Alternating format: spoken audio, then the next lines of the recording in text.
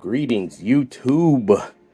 So today we are going over my custom Imperial Knight from the Warhammer 40K universe.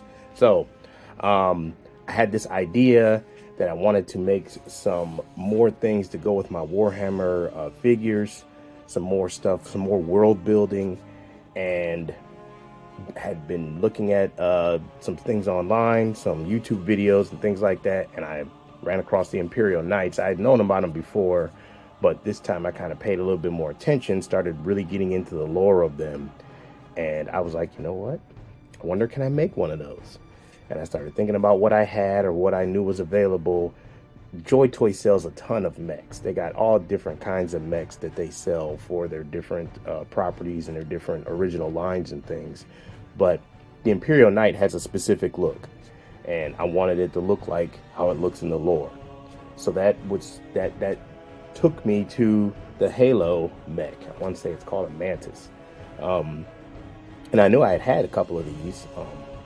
I think I had bought like 2 of them, and they just were sitting somewhere because I hadn't really had a chance to use them yet. Took a few pictures with them, that was it. So I was like, I can use that as a base to make me an Imperial Knight. And that's what we came up with. So here we go. All right, so let me give you a quick rundown for those of you that are unaware or that don't really know anything about Imperial Knights or Warhammer. The Imperial Knights are machines. They are constructs. They are mechs that somebody gets in and uses. Fast forward to the future, these knights, now outfitted for combat, are used on the battlefield, and that's what I tried to make. So let's talk about the materials and the base figure I used. Okay, so I started with the Halo mech here. Very cheap. You can get it on Amazon for, 10, 20 or 30 bucks. Real cheap. Started with that because I liked how the leg setup was and how they had the double arms, the 2 arms coming off to the side. It was very similar to how the knights look. I just had to find a way to make that upper carapace armor area. So found these super cheap trash throwaway stuff, plastic fireman hats that were just sitting in my basement. My daughter probably had them on at some point when she was a tiny kid, and I started seeing when you're a customizer, you can look at trash and think, ooh, I can use that. So I took these hats, started cutting them up, shaping them up, and was able to create the carapace and the shoulder parts for my knight. Attached those with some foam and some glue. Didn't really take that long, wasn't really that hard to do. Just a pair of scissors, some glue, some foam, and some imagination. I set it up so that I could still open up the back so that I would still be able to use the pilot seat that is originally in the Halo mech. That was important because I wanted to be able to still put a person in there and be able to take them out without, tearing the thing up. So then I looked for other things that I had because I needed the knights have like a head. And so I went in my Mythic Legions bins. And Mythic Legions has a lot of different knightly looking parts to them because it's a medieval fantasy line. And these parts work perfectly for what I was trying to go for looks wise. These knights, while they're a technological, creation, they're very medieval looking. Like the faces or the heads of the knights are they look like a knight head. It looks like a helmet for a knight. So that worked out perfectly. Found the Mythic Legion's ogre-sized head. Found using shields, extra shields that I had from Mythic Legions, and then there's these other round shields that I put on the shoulder pads or the shoulder armor. Those were from WWE Creative Superstar packs that had like a medieval setup. Attach those shields to the legs to give it the armor look and give it that medieval look. It was working out really good. Everything was fitting how I wanted it to, and it was really looking like the image that I had in my head. So after that, I got everything set up and I was ready for some paint. It's time to start getting this guy some color and getting him looking more like he's supposed to rather than all these mismatched parts. So I started with a base black paint with spray paint, just regular, you know, matte black. Painted the entire thing. Let that dry. That was going to be my base to cover up all the other colors and things like that. And then I was going to paint it gunmetal type gray, metallic. And I had this paint, it's called hammered silver or hammered metallic paint. It comes out kind of bumpy, and I wanted it like that. I didn't want this thing to be a smooth, you know, like machine finished paint job. I wanted it to be rustic and very, you know, weathered looking. And I wanted it to look, you know, almost dirty. So sprayed it with the hammered metallic paint, let that dry. And then once I got all that done, I was able to, you know, let it dry a couple of days, then bring it back inside.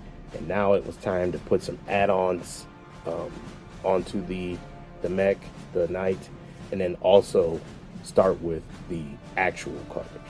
Because this gray was just going to be like the base of it. It would be like if it just came off the assembly line and it needed, you know, some personality.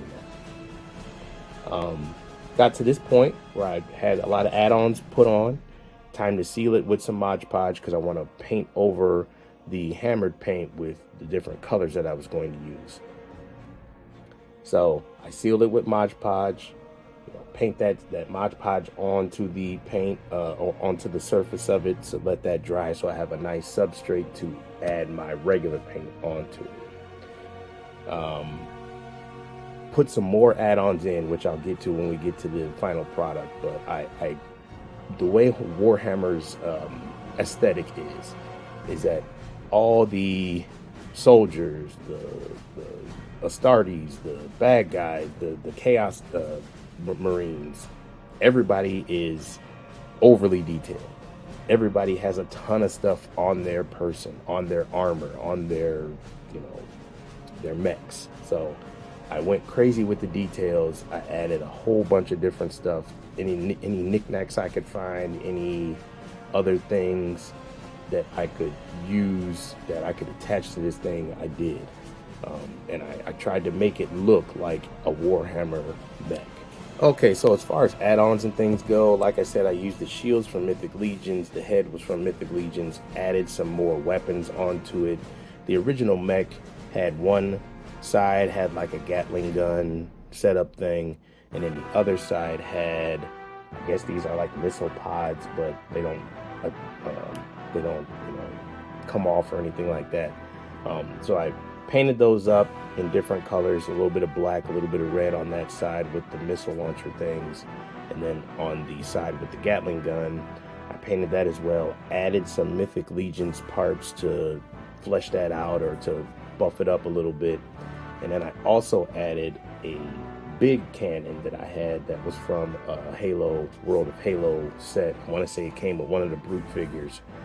Again, just sitting in a fodder bin, not doing nothing, pretty much useless, but I find a use for it. I attach it, paint it, so that it fits in with what we're doing. So one of the final things that I did once I had my knight pretty much coming along and I was just, you know, adding things here, adding things there, I needed a pilot. So I grabbed one of my JoyToy figures that I picked up for 20-something bucks. This is one of their, I want to say this is like their original line of like sci-fi figures. So I picked this guy up, and I had picked up a couple of the other ones too. I knew I was going to use them with Warhammer, but I just didn't know how just yet. And this guy, I was like, you know what? The guys that pilot these knights, they don't wear power armor like an Astartes, but they do wear some type of armor. So I did some research, looked at some pictures of some pilots, and painted this guy up to kind of resemble one. He comes with a helmet already, so that works out great. And voila, got a pilot for my knight. All right, now that we've looked at all of this prep work and all of this building of this monster, let's look at the final product. Okay, so here we are with the final product of the Imperial Knight. in all its glory. It's a big boy. I mean, it's about as tall as the original Halo mech was. The carapace adds some to it, and I have to move this a little bit here, and then you got the guns and other turrets and missile launchers and things up there that makes it even taller. But it's about the same size. The way the legs are set up, you can make it, you know, squat down some so that it's not as tall. But I wanted it to be this tall because I wanted it to be huge compared to my Warhammer figures. So let me go hands-free here for a second. Here we go, handheld. And there's my Knight pilot that I customized out of a JoyToy figure. A regular sized Warhammer Space Marine, and then one of those pan-oceanic Knights that they came out with recently. And then we have the Primarch Rabute Gilliman. As you can see, the Knight towers over all of them. And I've added a whole bunch of other different little details, trying to keep with how the Warhammer universe is, as far as everybody is ostentatious, everybody has tons of details, way more than they probably should, but that is part of the lore. That is how things look in the Grim Dark. Got a little standard here. This is for the House Morstella. That's what the knightly house is for this particular knight. Got some purity seals there. I added these little strips of old busted down belt that I probably got from the Goodwill or something, thrift store, and painted it white. Did the little studs up in that gold color that I used. Put an Aquila up here on the top of the hood piece.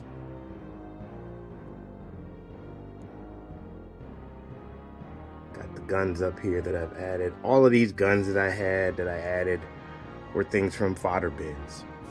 Nearly everything on this custom is from a fodder bin or from some figure that I got or accessory piece that I got that I didn't need, and it was just sitting somewhere until I found a use for it.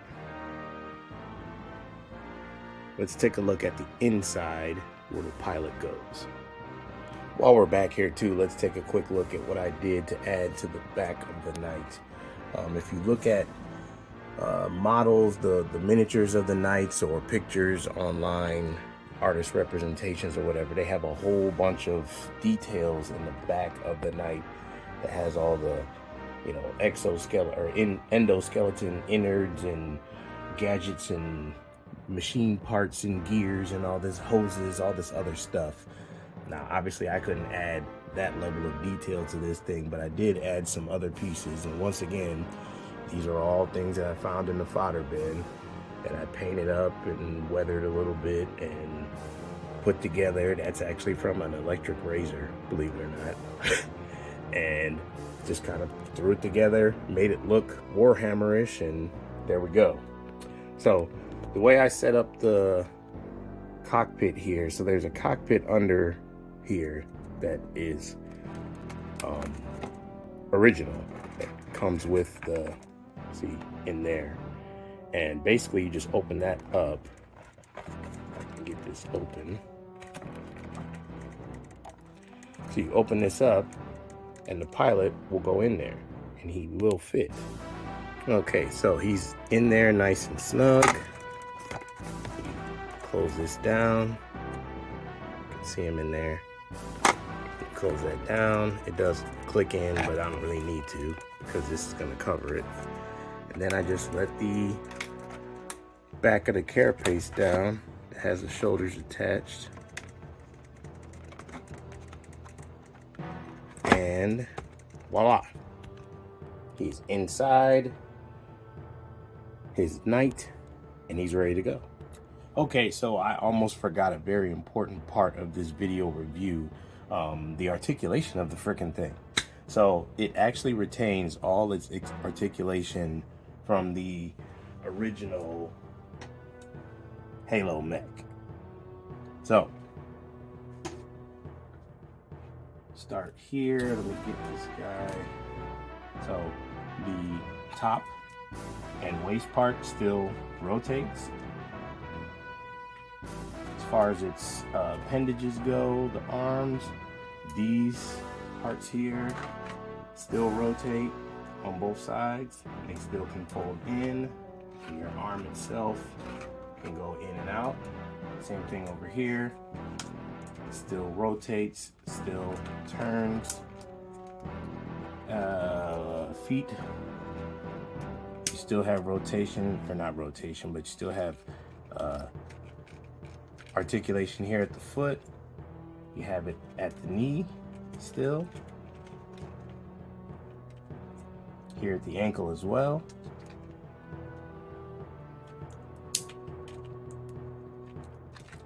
And in the inner part here, this still moves here at the, I guess you would call that the hip.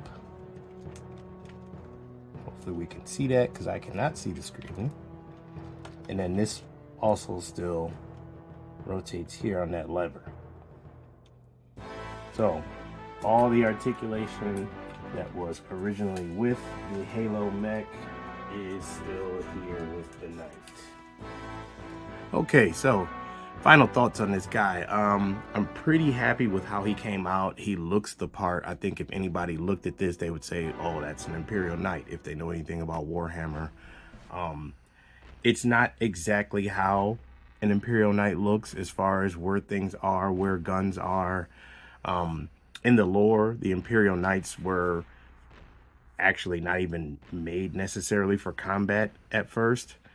When the colonists and people like that got to these different worlds, they used them to do like big projects like logging and carrying up things and helping them build stuff. So they were modular, and you were able to put different things, different attachments and tools on them.